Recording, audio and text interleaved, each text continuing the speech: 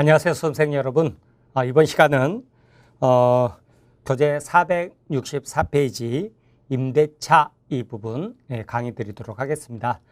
그 임대차는 항상 전세권하고요. 그 다음에 임대차라도 민법상 지금 임대차지 않습니까? 그래서 주임법, 상임법 이렇게 항상 비교해서 큰 틀에서 뭐가 갖고 다른지를 먼저 알고 들어가야 됩니다. 자, 그러면 여기 봐보시죠.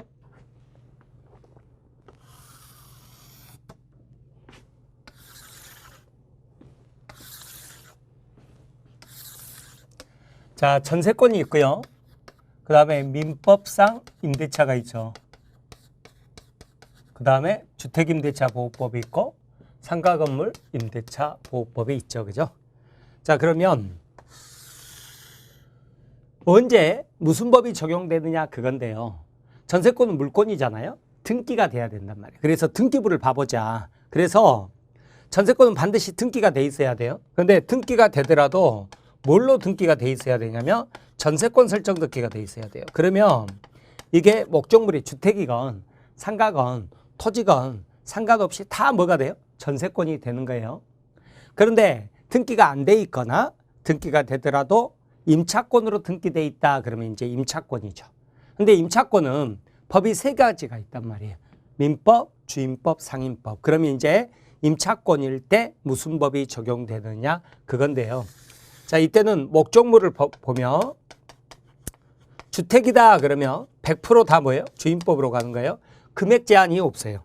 여기 주임법은 금액 제한이 없어요. 제한이 없고요. 그 다음에 환산제도가 없어요. 환산제도가.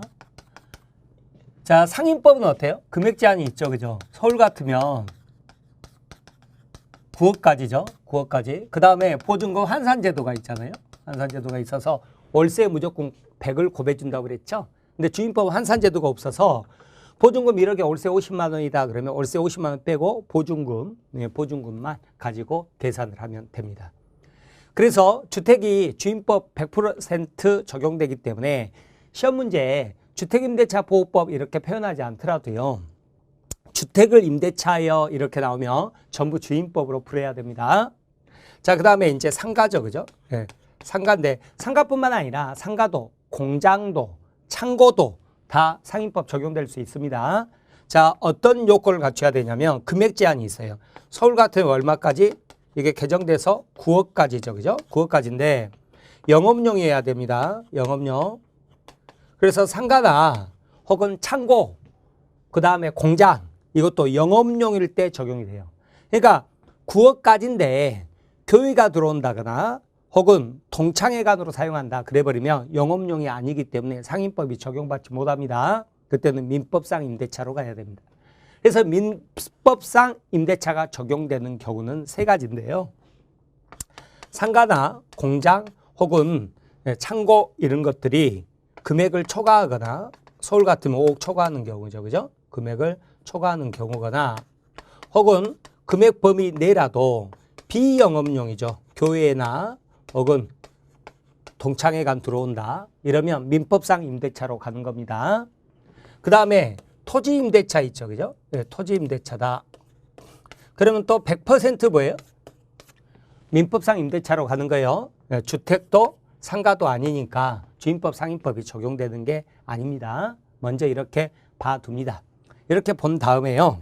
그 다음에 뭐가 있었냐면 이제 특별법에만 적용되는 게 있어요. 특별법에만 적용되는 거 몇 가지? 5가지. 그 다음에 전세권 임차권에도 적용되는 거 몇 가지? 5가지. 이렇게 구분을 합니다. 그래서 특별법에만 적용되는 게 5가지라고 그랬죠. 그죠?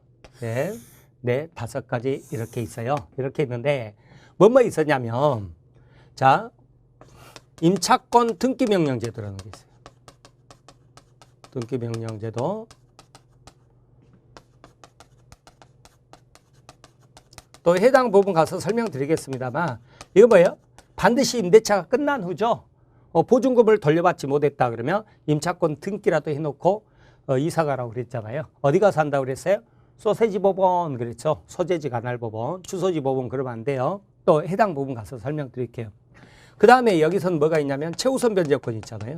최우선 변제권. 최우선 변제권은 서울 같으면 주택 같을 때 자 1억 1,000만 원 이하 임차인이다 그러죠. 그러면 보호해야 될 서민이라고 생각하고 순수하고 관계없이 앞으로 나오세요. 그래서 3,700만 원 먼저 주고 시작하는 거죠. 이 최우선 변제권. 이것은 확정일자 필요 없고요. 대항 요건만 갖추면 됐죠. 다만 경매 신청 등기 전에 대항 요건을 갖췄어야죠.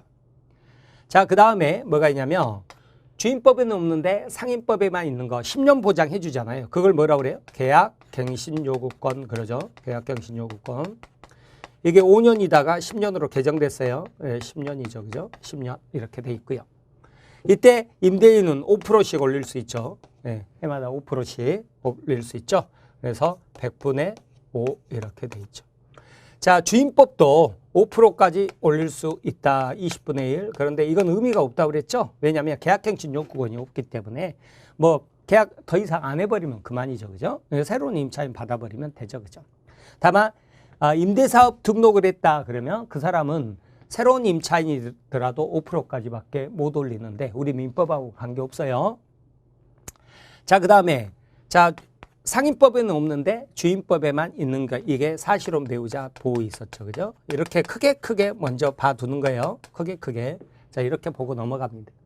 자, 해당 부분 가서 더 먼저 자세히 설명드릴게요. 그러면 이제 전세권 임차권에도 적용되는 게 몇 가지? 5가지 있죠. 그죠? 5가지. 하나, 그 다음에 둘, 그 다음에 셋, 그 다음에 넷, 5 이렇게 있는데 자, 전세권은 물권이잖아요. 물권이니까 언제 성립해요? 등기했을 때 성립한다 그랬죠. 등기했을 때 성립하죠. 자, 그런데 임차권은 채권이잖아요. 채권은 등기 없어도 성립하죠. 다만 등기하면 제3자에게 대항 주장할 수 있단 말이에요. 제3자에게. 그래서 등기하면 뭐가 생겨요? 대항력이 생긴다 그러죠. 자, 그런데 자, 특별법에서 임차인 보호를 위해서 임대인들이 등기 잘 안 해주니까요. 등기 안 해주더라도 어떻게 해요? 인도 플러스 주민등록을 하면 다음 날부터 대항력이 생긴다. 인도 플러스 사업자 등록을 하면 그 다음 날로부터 대항력이 생긴다. 이렇게 돼 있었죠. 자, 조금 더 세부적으로 들어가면 이때 주민등록은 자, 주임법에서는 신청만 하면 안 돼요. 수리가 돼야 돼요. 마친 때 이렇게 돼 있어요. 수리가 돼야 되는데 자, 상임법에서는 어때요? 신청만 하면 다음 날부터 대항력이 생긴다. 이런 식으로 돼 있죠. 그죠? 자, 그 다음에 전세권은 영유물권뿐만 아니라 담보물권적 성격도 있는 거죠. 자, 그래서 전세권 그러면 현실에서 많지 않다고 그랬죠. 다 우리가 아파트 전세 산다 그러면 다 임대차라고 그랬고 전세권 그러면 은행 지점 그거 생각하라고 그랬죠. 그러면 은행 지점들이 등기하고 들어오잖아요. 전세권 설정 계약하고 전세권 등기하고 들어오는데 보통 기간 10년으로 해요. 10년 이하니까. 그러면 자, 10년 기간이 만료됐다 그러면 영유물권은 존속기간 만료되면 말소 등기 없어도 소멸을 하잖아요. 그죠? 이때 영유물권으로서 전세권만 소멸하는 거예요. 담보물권으로서 전세권은 존속하는 거예요. 그러면 그게 무슨 말이냐 그랬더니 전세금 돌려받아야 되는데 전세금 돌려받지 못하죠? 그러면 저당권하고 똑같아진다고요. 그래서 뭐 할 수 있어요? 경매 신청하고 우선 변제권 행사하고 그럴 수 있죠. 그죠? 자, 이때 전세권에 기한 경매 신청, 저당권에 기한 경매 신청 이걸 뭐라고 그래요? 의무경매 그래요. 담보권 실행경매라고도 그러죠. 그리고 배당 절차 참가해서 뭐가 있어요? 우선 변제권이 있다 그러죠. 그런데 임차권은요. 채권으로서 임차권에 기한 경매 신청권이라는 것은 없습니다. 그러면 어떻게 해야 되느냐? 일반 채권자처럼 보증금 못 돌려받았다 그러면 보증금 반환 소송을 해야 돼요. 승소하죠? 그럼 판결서가 나올 거 아니에요? 이 판결서 들고 법원 가서 경매 신청을 해야 돼요. 그러니까 임차권에 의해서 바로 경매 신청 못 하는 거예요. 전세권하고 달라요. 그러면 판결에 의한 경매를 뭐라고 그래요? 강제경매라고 그러죠. 의무경매, 강제경매 이 용어 구분하라고 뭐 시험에는 나오지는 않습니다만 공인중개사가 이런 거 모르면 약간 쪽팔릴 수 있어요. 그러니까 알아두세요. 자, 그러면 이거는 이제 판결에 의한 경매죠. 그죠? 판결에 의한 경매 그러죠. 그죠? 판결에 의한 경매인데 자, 여기도 마찬가지죠. 그죠? 강제경매, 판결에 의한 경매 말하죠. 강제경매, 판결에 의한 경매인데 민법상 임차권은요 굉장히 불리해요. 뭐가 불리하느냐 그랬더니 예를 들어서 여러분이 서울역 앞에서요. 서울역 앞에서 환산보증금 9억 1천만 원에 임차인으로 들어가서 삼계탕집 영업을 한다 그러면 금액 초과했기 때문에 민법상 임대차로 가지 않습니까? 그렇게 되면 어떻게 되느냐면 여러분이 보증금을 돌려받지 못하잖아요. 그러면 경매 신청할 때 열세 넘겨줘야 경매 신청해요. 여러분이 영업하면서 경매 신청 못해요. 그래서 인도해야 경매 신청할 수 있다고요. 그리고 나서 배당 절차 참가해서 우선 변제권이 없어요. 굉장히 임차인한테 불리하죠. 보증금 돌려받지 못해서 경매 신청하는데 열세 넘겨줘야 경매 신청할 수 있다고요. 그래서 특별법에서 임차인 보호를 위해서 개정해 놨죠. 그죠? 어떻게 살면서 경매 신청할 수 있도록 영업하면서 경매 신청할 수 있도록 이렇게 해놨다고요. 그래서 특별법 가면 반대급부 이행은 집행 개시 요건이 아니다 이렇게 나올 거예요. 중요한 질문입니다. 반대급부 이행은 집행 개시 요건이 아니에요. 그리고 배당 절차 참가해서 우선 변제권이 있어요, 없어요? 있다고요. 인도 플러스 주민등록에 확정일자까지 받으면 우선 변제권이 있고요. 여기도 인도 플러스 사업자 등록에 확정일자까지 받으면 우선 변제권이 있다. 이렇게 되죠. 그러면 봐보세요. 똑같은 서울역 앞에서 삼계탕집을 하는 임차인이라도요. 환산 보증금이 9억이면 상인법 적용받죠? 9억 100만 원만 돼도 뭐예요? 상인법 적용 못 받고 민법상 임대차로 가죠? 그러면 어떻게 큰 차이가 있냐면 9억이다 그러면 어때요? 자기가 보증금 돌려받지 못했다 그러면 어때요? 열세 안 넘겨주고 계속 영업하면서 경매 신청할 수 있고요. 배당 절차 참가해서 우선 변제권이 있다고요. 그런데 9억을 초과해버리면 어때요? 열세 넘겨줘야 경매 신청할 수 있고 배당 절차 참가해서 우선 변제권이 없다 이러죠. 굉장히 큰 차이죠. 그죠? 네, 이렇게 봐두세요. 자, 그 다음에 이제 법정갱신 문제인데요. 전세권은 10년 이하, 1년 이상 10년 이하, 건물 전세권이면 1년 이상이에요. 그래서 보통 10년 계약한다고 그랬잖아요. 그러면 온계약 10년 동안에는 서로 나가라 나가겠다 할 수가 없죠. 그런데 건물주가 전세권 설정자죠.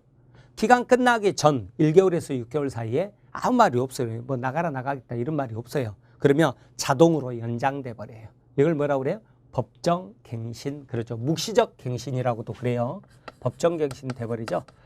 법정갱신 되면 어떻게 되냐면 동일한 조건이죠. 그러니까 전세금은 그대로잖아요. 근데 기간이 10년이 아니라 기간이 정함이 없는 것으로 봅니다. 민법상 임대차도 마찬가지죠. 기간 정함이 없는 것으로 봅니다. 동일한 조건인데 기간 정함이 없는 것으로. 자, 여기도 동일한 조건인데 기간 정함이 없는 것으로. 여기도 동일한 조건이죠. 그러니까 보증금 월세 그대로라 그 말이에요. 그런데 여기도 옛날에는 기간 정함이 없다 그랬거든요. 그런데 이것을 개정한 거죠. 2010년도에 2년, 1년 하고 딱 못을 박아버렸습니다.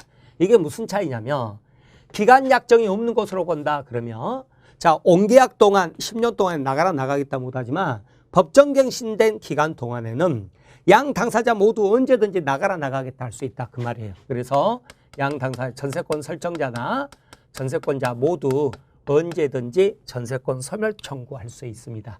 다만 서로 간에 시간을 줘야 되거든요. 그래서 6개월이 지나면 효력이 발생한다 이렇게 돼 있습니다. 자, 민법상 임대차도 마찬가지입니다. 양 당사자 모두 언제든지 해지해버릴 수 있습니다. 다만 임대인이 해지했을 때는 6개월이 지나야 효력이 발생하고요. 즉 임차인에게 6개월의 시간을 줘야 돼요. 임차인이 해지했다 그러면 임대인에게 1개월의 시간을 주면 됩니다. 자, 그런데 주임법 상임법은 예전에 기간 정함이 없다 그랬으니까 임대인도 해지할 수 있다 이 말이었거든요. 근데 이것을 2년 1년하고 개정을 해버렸단 말은 뭔 말이냐면 임대인은 나가라고 못해요. 오직 법정갱신된 동안에 임차인만 언제든지 나가겠다고 해지할 수 있어요. 그리고 임대인에게 3개월의 시간을 주면 됩니다. 그래서 3개월이 지나면 해지의 효력이 발생한다 이렇게 돼 있어요. 그러니까 시험 잘 나오겠죠? 그러니까 주임법이나 상임법에서는 법정갱신됐을 때 임대인도 임차인도 해지할 수 있다. 그러면 X예요. 임차인만 해지할 수 있어요. 임대인은 해지 못하는 거예요. 자, 그 다음에 이제 민법상 임대차를 먼저 보면 임차인은요, 고치고 살아요, 고쳐달라고 하는 거예요. 자기가 고치고 사는 게 아니라 고쳐달라고 하는 거예요. 고쳐달라고 하는 거예요. 그러니까 자기가 고쳤다 그러면 그 수선비 있죠. 이것을 필요비라고 그러죠. 필요비 즉시 청구할 수 있죠. 이거는 뭐 기간 끝날 때까지 기다릴 필요가 없죠. 즉시 청구할 수 있다. 이렇게 되는 거죠. 자, 그 다음에 예를 들어서 여러분이요, 삼계탕집하고 있었죠. 근데 뭐 손님들이 실내 화장실이 없으면 불편해 하잖아요. 그래서 1,000만 원 들여서 실내 화장실을 만들었다. 떼갈 수 있어요, 없어요? 없죠. 그러니까 이것은 건물의 구성 부분이 돼버리죠. 분리가 안 된단 말이에요. 그죠? 구성 부분이 되는 거. 근데 건물 가치를 증가시켰죠. 그러면 나중에 종료시 1,000만 원 줘 할 수 있어요. 이걸 뭐라고 그래요? 유익비 그러죠. 그죠? 유익비라고 그럽니다. 자, 그런데 떼갈 수 있는 거, 천정형 에어컨 단 거 있잖아요. 떼갈 수 있죠. 그러니까 이것은 뭐예요? 건물의 구성 부분이 안 되는 거죠. 독립된 물건이 될 수 있는 것으로서, 자, 이게 임대인에게도 편익을 제공하는 거잖아요. 그러면 임대인에게 사조할 수 있어요. 이걸 뭐라고 그래요? 부속물 매수 청구권 그러는데 건물 임차인에게 인정됩니다. 네, 부속물 매수 청구권 인정된다 그러죠. 토지 임차인 같으면 토지 임차인은 어때요? 자, 여기 갑이 소유자고 을이 임차인이죠. 토지 임차인이죠. 근데 위에 건물을 지었어요. 소유권이 있죠. 그러면 먼저 갱신 청구했는데 거절당하죠. 그죠? 그럼 뭐 할 수 있어요? 지상물 매수 청구, 사조할 수 있죠. 그러면 부속물이나 지상물 매수 청구권 행사하면 임대인의 대답 들을 필요도 없어요. 그 즉시 시가로 매매 계약 체결돼 버립니다. 이걸 뭐라고 그래요? 지상물 매수 청구권 그러는 거죠. 그죠? 자, 그러면 이제 전세권 비교해 보면 전세권은 물권이죠. 직접적 배타적으로 지배하는 대신에 자기가 고치고 살아야 됩니다. 그래서 필요비 청구를 못하는 거예요. 그래서 물권이라고 무조건 유리한 것이 아니라 이렇게 불리한 경우도 있습니다. 다만 뭐는 청구할 수 있어요? 유익비는 청구할 수 있다. 그러죠. 그죠? 그래서 지상권도 물권이잖아요. 지상권도 어때요? 자기가 고치고 살아야 돼요. 필요비 청구 못해요. 유익비만 청구할 수 있어요. 자, 그 다음에 전세권자도 부속물 매수 청구권 있어요. 그 다음에 토지 전세권자 지상물 매수 청구권이 있어요. 우리 판례가 인정을 하는 거예요. 네. 필요비만 청구하지 못한다. 이렇게 봐두세요. 자, 주임법이죠. 그죠? 필요비 청구할 수 있죠? 네. 임대차니까 유익비 청구할 수 있고요. 상임법상 임차인도 마찬가지죠. 자, 그 다음에 부속물 매수 청구할 수 있죠. 그죠? 부속물, 이렇게 부속물 매수 청구할 수 있다. 지상물 매수 청구할 수 있다. 자, 부속물 매수 청구할 수 있어요. 근데 여기는 지상물 매수 청구권이 없죠. 그죠? 지상물 매수 청구권이 없어요. 왜 없겠어요? 토지에는 적용이 없잖아요. 자, 이렇게 봐두시고요. 그 다음에 물권은 양도 자유가 있잖아요. 양도 자유가 있어서 전세권 양도할 때 전세권 설정자 동의도 필요 없다 그러죠. 물권이니까 그러죠. 지상권도 마찬가지고요.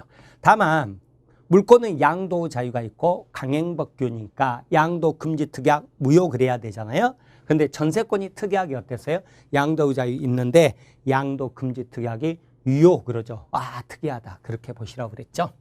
자, 그 다음에 채권은 본질적으로는 양도성이 없어요. 양도 자유가 없습니다. 그런데 현대 사회에 들어서 자, 채권도 재산권이라는 측면 때문에 양도성을 인정해 주는 거예요. 그래서 환매권, 그럼 뭐예요? 채권이죠. 채권인데 환매권 양도할 수 있잖아요. 어떻게? 부기등기로. 이랬죠? 그런데 현대 사회에 들어서도요.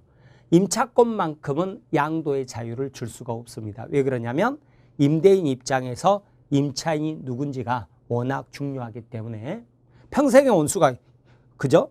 임차권 계약했더니 임차권 양도를 평생의 왼수한테 해버렸다. 그러면 스트레스 받겠죠. 그죠? 네, 그렇게 생각하시면 돼요. 자, 그런 내용이죠. 그래서 임차권 양도 전대하려고 그러면 어때요? 임대인의 동의를 요한다. 이렇게 가는 거예요. 근데 동의 없이 양도했을 때 어떻게 될 것이냐. 그런 문제죠. 그죠? 그렇게 먼저 생각을 하시기 바랍니다. 자, 그러면 이제 민법상 임대차 이제 보려고 하는 건데, 민법상 임대차는 적용되는 경우가 세 가지라고 그랬죠? 금액 초과 상가, 그 다음에 비영업용, 토지 이렇게 되잖아요. 그런데 이 부분이에요, 이 부분. 상가인데 금액 초과할 때죠, 그죠?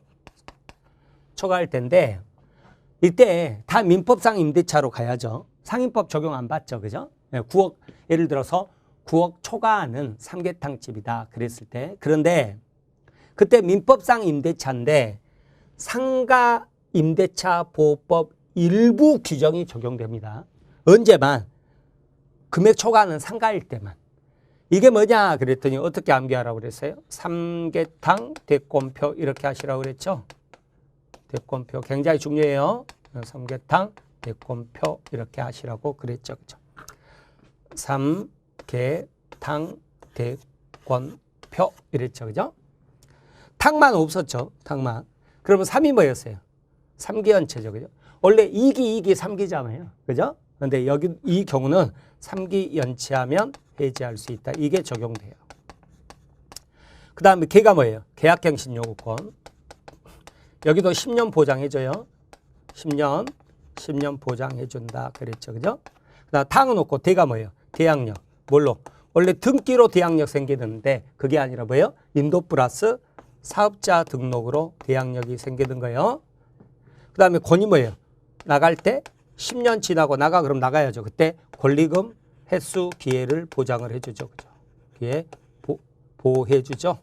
자, 그 다음에 표가 뭐예요? 표준계약서, 삼계탕 대권표 이렇게 알아두세요.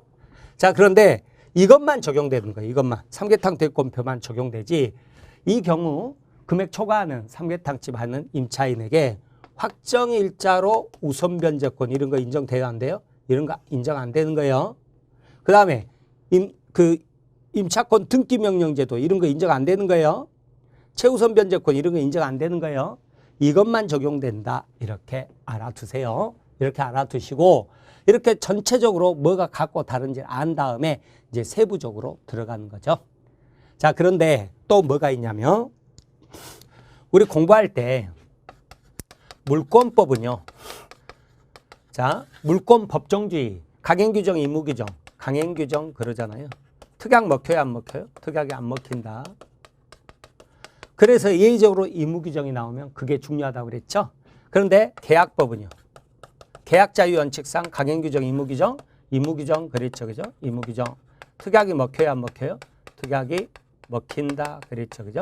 이렇게 봤죠. 그런데 계약법도요. 어땠어요? 매매, 교환, 임대차가 있으면 자, 생각해 보세요.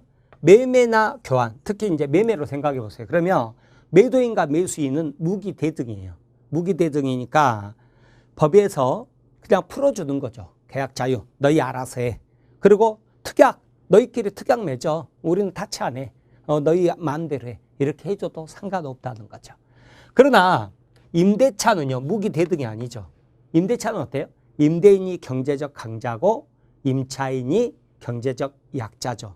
계약 자유로 풀어놓으면 실질적으로는 뭐예요? 무기대등이 아니니까 어떻게 돼버리냐면 임대인에게 굉장히 유리하게 계약이 돼버릴 거라고요. 임차인에게 불리하게 되고 그러니까 법을 정해놓고 꼭 이 법대로 해 이렇게 되겠죠. 그죠? 특약해봤자 안 먹혀요. 무슨 뭐예요? 강행규정으로 해버린 거죠. 원칙이 그런 거예요. 그렇게 알고 들어가세요. 자, 그래서 어쩌냐면 자, 이처럼 부속물이나 지상물 매수청권 있죠? 이런 것은 강행규정이에요. 강행규정. 강행규정이라서요. 자, 봐보세요.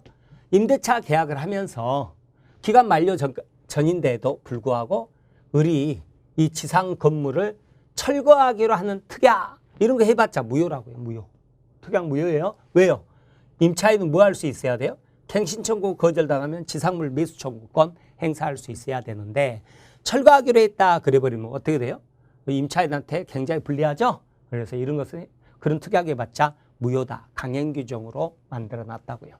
다만 강행규정은 강행규정인데 편면적 강행규정이라는 용어를 쓰거든요. 이게 뭐냐면 특약도 임차인에게 유리한 특약은 괜찮아요. 유효해요. 임차인에게 불리한 특약이 무효다 그러거든요. 예를 들어서 차임을 감해가지 않겠다. 이런 특약. 임차인한테 유리해요, 불리해요? 불리하죠, 그죠? 그러면 이런 것은, 죄송합니다. 차임을 감해가지 않겠다. 그러면 임차인한테, 맞네요. 임차인에게 불리하죠? 불리하면 이건 뭐예요? 이런 특약은 해봤자 무효인 거예요, 무효. 그런데 차임을 증해가지 않겠다. 임차인한테 유리하죠? 그러면 이런 특약은 유효 그러는 거예요. 유효해요. 그래서 뭐라고 그래요? 편면적 강행 규정이다 그러는 거예요. 그런데 예외적으로 뭐예요? 이 비용상환 청구권 있죠? 필요비 유익비 합쳐가지고 비용상환 청구권 그러잖아요. 이게 뭐예요? 의무규정이라고요. 그래서 시험에 잘 나오는 거죠. 의무규정이에요. 그래서 시험에 잘 나온다 이렇게 알아두세요. 그래서 여러분 우리가 임대차 계약서 쓸 때 거기 보통 보면 무슨 문구가 많이 들어가냐면 특약사항에 임차인은 기간이 만료되면 원상으로 복구하여 반환한다. 원상, 복구, 반환 이런 용어들이 많이 들어가거든요. 이게 뭐냐면 바로 비용상환 청구권 포기로 봐버려요. 비용상환 청구권 포기로 봐버려요. 그래서 이게 굉장히 임차인한테 불리한 거라고요. 불리한 거예요. 그러면 여러분이 이렇게 특약사항으로 집어넣어버리면 여러분 실내 화장실 만들었죠. 그러면 그거 어떻게 해요? 유익비 상환 청구권 행사 못 하잖아요. 못 할 뿐더러 어쩌냐면 철거하고 가야 된다고 임대인이 보증금 줄 때 철거 비용 1,000만 원 까고 줘버려요. 눈물이 핑 돌죠, 그죠? 예, 그래서 최소한 여러분이 임차인이다 그러면 이 문구를 되도록이면 넣지 말아야 되겠죠? 넣지 말아야 되는데 만약에 임대인하고 힘겨루기 했는데 도저히 안 된다 그럴 때는 최소한 어떻게 해야 되겠어요? 좋아, 유익비 상환 청구권 포기할게. 대신에 철거 의무를 면한다 이렇게 집어넣어줘야죠. 그래야 뭐예요? 철거 비용 까이지 않을 거 아니에요. 여러분 이런 문구 하나 가지고 1,000만 원, 2,000만 원 왔다 갔다 하는 거 일도 아니에요. 예전에는 임대인들이 이 철거 비용 까고 주는 경우가 굉장히 드물었어요. 근데 요즘은 좀 각박해져서 그런지 그런 케이스가 굉장히 많아요. 그때만 이렇게 눈물을 흘리게 되는 거죠. 그죠? 네, 그런 내용이죠. 우리 판례는 그래서 특약사항이 없는 한 까고 주지는 못한다 그래요. 까고 주지는 못하고 따로 청구해야 된다 그러는데 일반적으로 다 어떻게 해버려요? 임대인들이 까고 줘버리잖아요. 그래서 여러분들이 이런 것들을 잘 알아두시라고요. 자, 시험과 관련해서는 실질적으로 그렇게 판단해 보면 시험과 관련해서는 비용상환 청구권은 포기할 수 있는 의무규정이구나 그러죠. 그죠? 자, 그리고 원상복구 반환으로 비용상환 청구권 포기라고 그랬죠? 그러면 또 뭐까지도 연결시켜 보냐면 필요비 유익비는 그 물건의 가나에 생긴 채권, 뼈와 살을 만든 비용이잖아요. 그래서 뭐가 돼요? 유치권이 인정됐다고요. 필요비 유익비를 받기 위해서 이 임차 목적물을 유치권 행사할 수 있어요. 부속물은 안 되죠. 그죠? 부속물은 떼갈 수 있는 거죠. 천정의 에어컨. 이것은 뭐예요? 뼈와 살을 만든 비용이 아니니까 유치권 안 되는 거죠. 근데 필요비 유익비는 유치권 되거든요. 근데 이것을 포기하겠다 그랬으니까 이건 결국은 또 무슨 말이 되죠? 유치권 포기가 되겠죠. 그죠? 그러면 유치권은 물권이지만 포기할 수 있구나. 그죠? 예의적 의무 규정 중에 하나구나. 이런 것들도 연결시켜서 같이 공부할 수 있는 거죠. 자, 이 내용들을 먼저 전체적으로 안 다음에 그 다음에 이제 세부적으로 들어가는 거예요. 자, 그러면 이제 가장 중요한 것은 뭐냐면 여기 돈 문제입니다. 이 돈 문제가 가장 중요해요. 돈 문제가 가장 중요한데 아까 말씀드린 것처럼 먼저 유익비하고 부속물은 어떻게 구분한다고요? 유익비는요. 실내 화장실 만들었다. 증축했다. 떼갈 수 있어요? 없어요? 떼갈 수 없죠. 그죠? 그러니까 떼갈 수 없다는 말은 건물의 구성 부분이 돼버렸다는 뜻이죠. 독립된 물건이 될 수 없다는 뜻이죠. 그러면 뭐예요? 유익비. 부속물은 천정의 에어컨 생각하라고 그랬죠. 이건 뭐예요? 떼갈 수 있다 그랬으니까 뭐예요?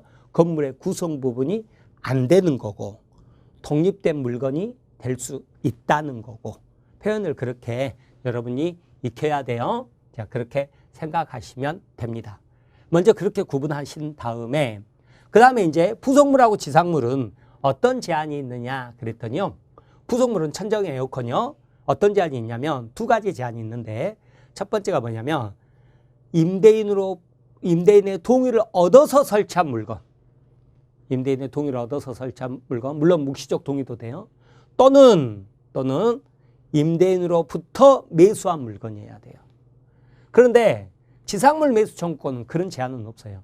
지상물 매수 청구권 행사할 때요. 이 건물이 임대인의 동의를 얻어서 신축한 건물일 걸 이런 제한은 없다고요. 그러면 어떤 제한이 있느냐 그랬더니 먼저 갱신 청구하는 거예요. 갱신 연장 좀 해줘. 그런데 갑이 거절했을 때죠. 거절했을 때 뭐 할 수 있어요? 지상물 매수 청구할 수 있다 그러는 거죠. 자, 매수 청구하면 어떻게 돼버리냐면 시가로 매매계약 체결돼 버린다 그러죠. 그죠? 그러면 시가, 이 총 건축비가 아니라 시가예요. 시가인데 이때 시가가 예를 들어서 5억이다 생각해 보세요. 그런데 이 건물에 국민은행에게 1억 원을 빌리고 1억 원을 빌렸어요. 그리고 저당권을 설정해 줬다. 피담보 채권 1억 있잖아요. 그러면 얼마에 매매계약 체결되는 거예요? 4억이에요, 5억이에요. 그래도 5억이에요, 5억. 시가로 매매계약 체결되죠. 다만 자, 을은 어떻게 돼요? 저당권을 말소시켜서 깨끗한 부동산 넘겨주는 것이 갑의 대금 지급과 동시행 관계가 되겠죠. 그죠? 네, 그렇게 생각하세요. 만약에 4억으로 해버린다 그러면 어떻게 돼버려요? 나중에 양도소득세 폭탄 맞는 거예요. 그러면 여기서 알 수 있는 것이 지상물 매수 청구는 뭐예요? 저당권이 설정된 건물이라도 매수 청구할 수 있구나. 두 번째는 뭐예요? 피담보채권 공제하지 않죠. 그리고 시가로 매매계약 체결되는구나. 이렇게 알아두세요. 이게 바로 지상물 매수 청구권이죠. 제가 기본 강의 드릴 때 한 예 말씀드렸죠. 그죠? 뭐였냐면 자, 이런 경우 예를 들어서 회사가 자, 토지를 빌려서 위에 건물 공장을 지어서 이렇게 운영하는 회사였는데 이게 이제 공장을 저기 평택 쪽으로 옮기려고 그래요. 그러면 나대지로 빌렸으면 나대지로 돌려줘야 되니까 건물을 철거하고 가야 될 거 아니에요.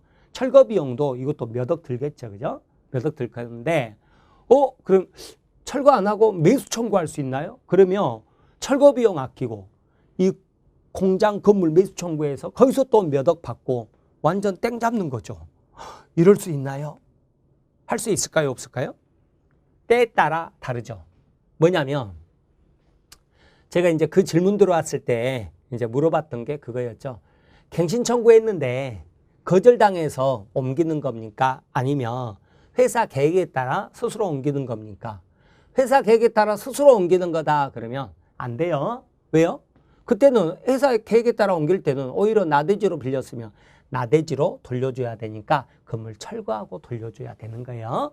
언제만 갱신 청구했는데 거절당했을 때만 지상물 매수 청구할 수 있다. 이러는 거예요. 자, 그렇게 봐두시면 돼요. 이때 그러니까 임대인 갑은 어떻게 되는 거예요? 갱신 청구 들어왔는데 거절당했다 그러면 이 위에 지상물 사줘야 되는구나. 각오해야 돼요. 설령 이게 믿음기 무허가 건물이어도 상관없어요. 다 사줘야 돼요. 뭐 나는 공장 소용없는데 나에게는 경제적 가치 없는데 그래봤자 소용없어요. 다 사줘야 된다고요. 이렇게 사줘야 되는 거예요. 이 부속물은 어쩌냐면 부속물은 천정 에어컨 임대인에게도 편익을 제공하는 것이어야 돼요.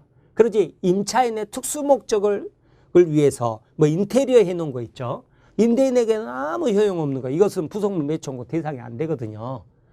그런데 지상물은 갑에게 뭐 효용이 있니 없니 따지지 말고 갱신 청구했는데 거절당하면 무조건 다 사줘야 된다. 그렇게 생각하시면 됩니다.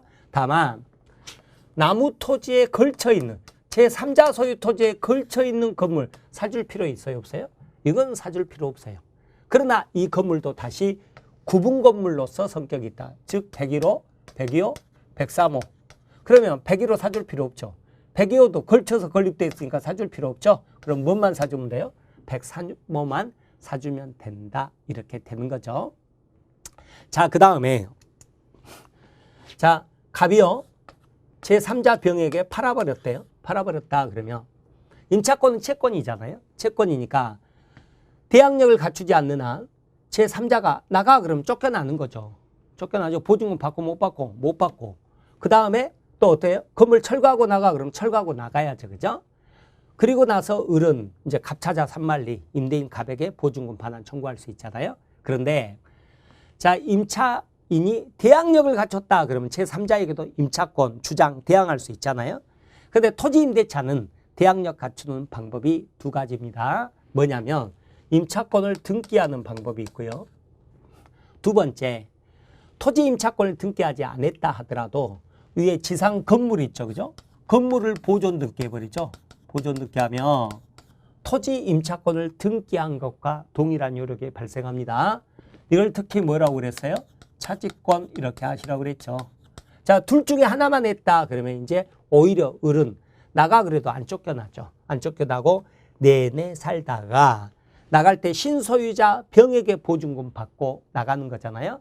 그때 또 을은 갱신 청구했는데 제3자에게 갱신 청구했죠. 근데 거절당하죠. 그럼 뭐 해버릴 수 있어요? 지상물 매수 청구할 수 있다. 이렇게 가는 거예요. 그런데요. 이때 지상물 매수 청구할 수 있는 건물은 자기 건물이야죠.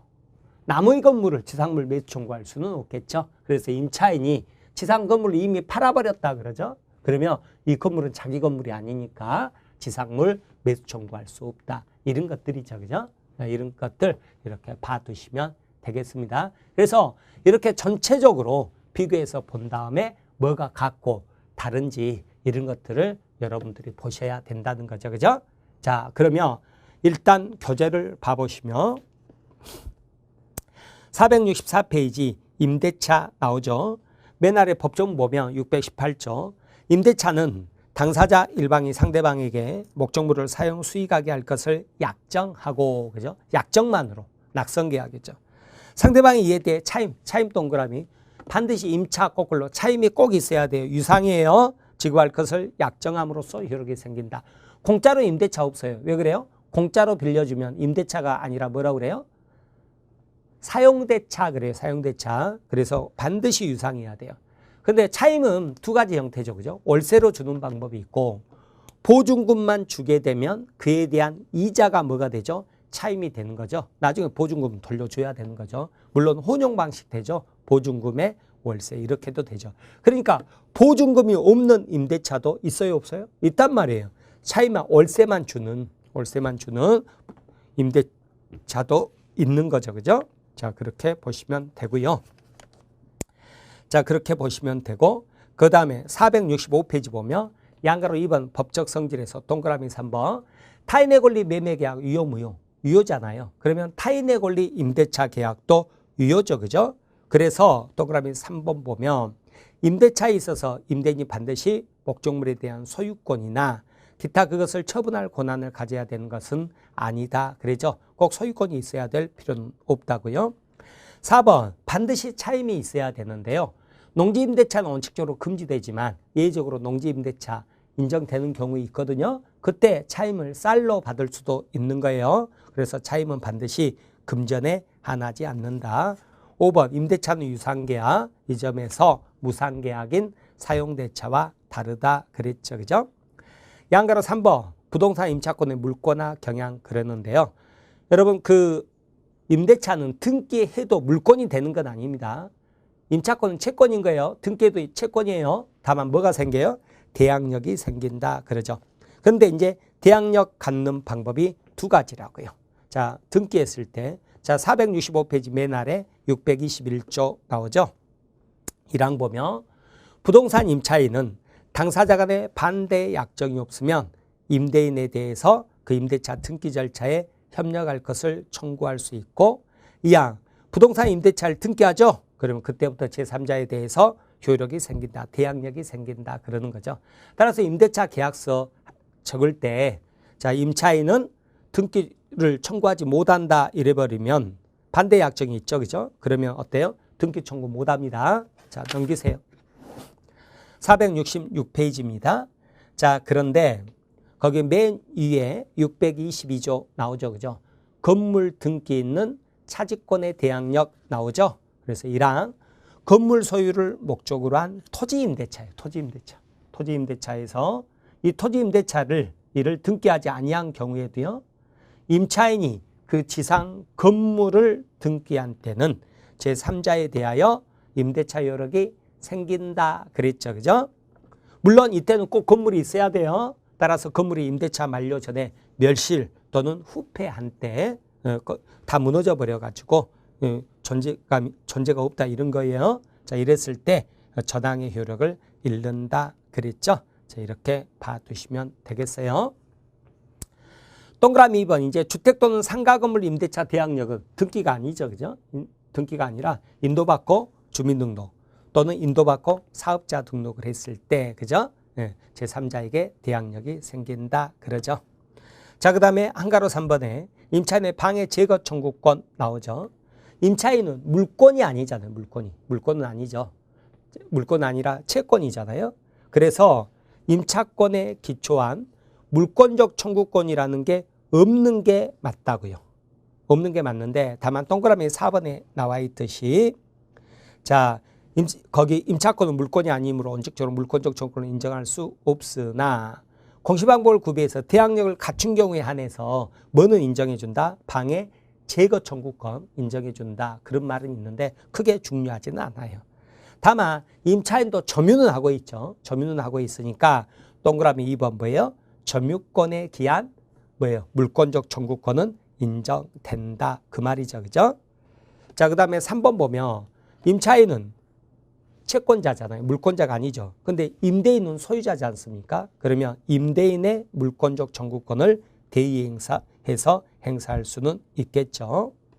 자, 그 다음에 4번에 임차권의 처분 가능성 이거 말해요. 양도 자유 없다. 다만 임대인의 동의 있으면 양도 전대 가능하다. 그런 말입니다.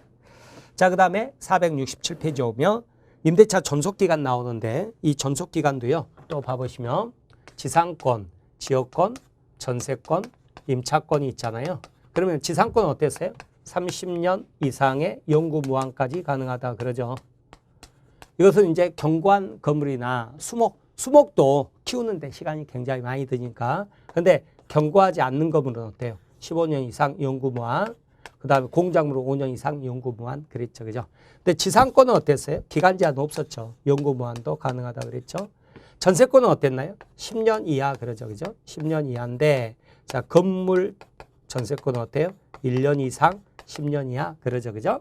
임차권은 어땠어요? 임차권은 20년 이하 그랬다가요. 이게 위헌 판결을 받아가지고 지금은 어땠어요? 기간 제한 없다 그랬죠. 그래서 두 번째 지역권, 네 번째 임차권이 있잖아요. 이건 기간 제한이 있어요? 없어요? 기간 제한 없다. 네, 이렇게 봐두셔요. 이렇게 임차권은 기간 제한이 없다고요. 그래서 거기 보시면 존속기간 약정한 경우인데 651조 임대차 존속기간 나오죠. 그죠? 이건 위헌 판결로 지금은 뭐예요? 제한 없다 그랬죠. 자, 그렇게 보시고 거기 뭐 최장기간 제한 없다. 그 다음에 최단기간도 제한 없다. 이렇게 봐두세요. 다만 뭐가 있냐면 특별법 가면 상가는 어때요? 최단기가 1년 보장해 주잖아요. 1년 이상 영구무한도 되고 주택은 어때요? 주택은 최단기가 2년 보장해 주죠. 2년 이상 영구무한. 그리고 이 최단기간 1년, 2년 보장해 주는 의미 그럼 나중에 그 부분 가서 설명드릴게요. 단기 임대차 보실 필요 없고요. 그 다음에 467페이지 맨 아래 보면 임대차 갱신 나오죠. 그러면 당연히 계약자유원칙상 계약에 의한 약정갱신 당연히 인정되겠죠. 그죠? 근데 넘겨보시면 자, 넘겨보시면 468페이지죠. 468페이지 뭐가 나오냐면 먼저 아래 동그라미 3번 보세요. 뭐가 나와요? 묵시의 갱신, 법정갱신 나오죠. 그죠? 법정갱신. 이거 말하잖아요. 이거 말하는 거예요. 그래서 거기 1항 보면 임대차 기간 만료한 후 임차인이 임차물 사용 수익을 계속하는 경우 임대인이 상당한 기간 내에 일을 하지 아니한 때 전임대차 동일한 조건으로 다시 임대차한 것으로 본다 그랬죠. 동일한 조건이다. 그 말이죠. 그죠? 동일한 조건.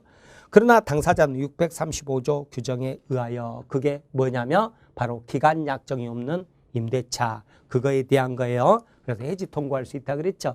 그 말은 뭔 말이에요? 임대인이 해지했을 때는 6개월, 임차인이 해지했을 때는 1개월이 지나면 효력이 발생한다. 그 말이에요. 그게 어디가 나오냐면 바로 옆에 469페이지죠. 거기 보면 635조 나오죠. 그죠? 기간 약정이 없는 임대차 해지 통고 나오잖아요. 임대차 기간 약정이 없을 때 당사자는 언제든지 계약 해지 통고할 수 있고 2항 상대방이 전항 통고 받은 날로부터 다음 각호 기간이 경과하면 해지의 효력이 생긴다. 자, 1호 이혼은 볼 필요 없어요. 동산이니까.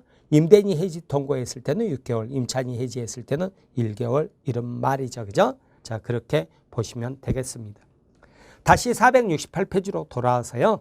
자, 639조 맨 아래 2항 나오죠. 그죠? 2항 내용인데 이것은 여러분 그냥 보지 마세요. 기출문제로 한번 나온 적이 있는데 이건 그냥 버리고 가시고 나중에 9월, 10월 정도 돼가지고 정말 나는 100점 맞고 싶은데 뭐 더 이상 공부할 것도 없고 다른 거 없어요. 그런 때나 보세요. 뭔 말이냐면 전항의 경우 전 임대차에 대해 제3자가 제공한 담보는 기간 만료로 인해 소멸한다. 그건데요. 법정갱신 됐을 때 예를 들어서 자 선순위 임차권 계약을 하는데 선순위 저당권이 있다. 임차인이 안 들어오려고 하겠죠. 그래서 임대인이 시골에 있는 토지에 저당권 설정해 줄게 이렇게 했단 말이에요. 법정갱신 됐죠. 그러면 그 저당권도 법정갱신된 것만큼 자동으로 연장되는 거예요. 당사자가 제공한 담보물이니까. 그러나 그때 임대인이 자기가 담보물 없어서 친구 부동산에 부탁을 해가지고 저당권을 설정해 줬다. 그러면 제3자 친구는요. 아, 이 기간이 끝나면 이제 담보 제공할 필요 없겠네. 이렇게 생각하고 있었겠죠. 따라서 이때는 어때요? 법정갱신 되더라도 제3자가 제공한 담보는 소멸한다. 그 말인데 여러분 가져가기 힘들어요. 이런 거 가감히 버리고 가는 거예요. 우리 조금 이따 기출문제 보다 보면 이 질문이 나오기는 해요. 그런데 버리시기 바랍니다. 자, 그래서 이항 전항의 경우 전 임대차에 대해 제3자가 제공한 담보는 기간 만료로 인해 소멸한다. 이런 내용이죠. 그런 내용이에요. 자, 그렇게 보시면 되겠습니다. 자, 이렇게 보시면 되겠고요. 자, 지금 일단 시간 관계상 일단 임대차 여기서 한번 끊고요. 다음 시간에 연결해서 자, 거기 468페이지 맨 위에 나오죠. 그죠? 계약 갱신 청구 거절 나가면 지상물 매수 청구 여기 이렇게 살펴보도록 할게요. 자, 이번 시간은 이것으로 마치도록 하겠습니다. 여러분 대단히 수고 많으셨습니다. 감사합니다.